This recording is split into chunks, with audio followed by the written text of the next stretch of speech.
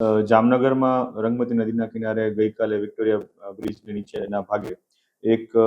Dead body મળેલી હતી, જેનું નામ હતું ઇસ્માઇલ હારૂનભાઈ કેર. બનાવ મર્ડરનો હોવાનું પ્રાથમિક દ્રષ્ટિએ જણાવતા ત્યારબાદ સિટી એ ડિવિઝન પોલીસ સ્ટેશનમાં આ બાબતની એફઆઈઆર દાખલ કરવામાં આવેલી હતી. જેને અનુસંધાને જિલ્લા એલસીબી અને જિલ્લાના જે સિટી એ ડિવિઝન પોલીસ સ્ટેશન છે એ બંનેની ટીમો દ્વારા આ આરોપીને ડિટેક્શન કરવા માટે અલગ અલગ ટીમો બનાવી અને હ્યુમન ઇન્ટેલિજન્સ અને ટેકનિકલ સર્વેલન્સની મદદથી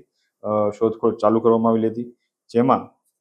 આ કામના આરોપી, જેનું નામ છે મહેબૂબ મોહમ્મદ હુસેન સચડા, જે વાઘેરવાડામાં રહે છે જામનગર ખાતે, આનો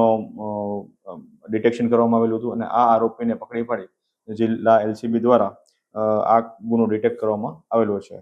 આ બનાવનું પ્રાથમિક વિગતે કારણ એવું જણાવેલું છે કે જે મરણ જનાર છે એ મચ્છીનો ધંધો કરતા હોય અને એની પાસે ઘણીવાર રોકડ રૂપિયા હોવાની માહિતી હોય, અને આ જે આરોપી છે એ મરણ જનારને આશરે છેલ્લા 6-7 મહિનાથી એના સંપર્કમાં હોય, તો તેની પૈસાની લાલચ છે અને સવારે તેને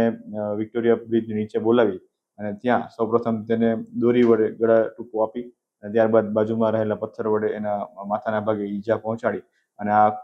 મર્ડરનું કૃત્ય કરવામાં આવેલું હતું. જેને અનુસંધાને તેના વિરુદ્ધ સિટી એ ડિવિઝન પોલીસ સ્ટેશનમાં મર્ડર વિથ લૂંટનો ગુનો દાખલ કરી અને આગળની કાર્યવાહી હાથ ધરવામાં આવેલ છે.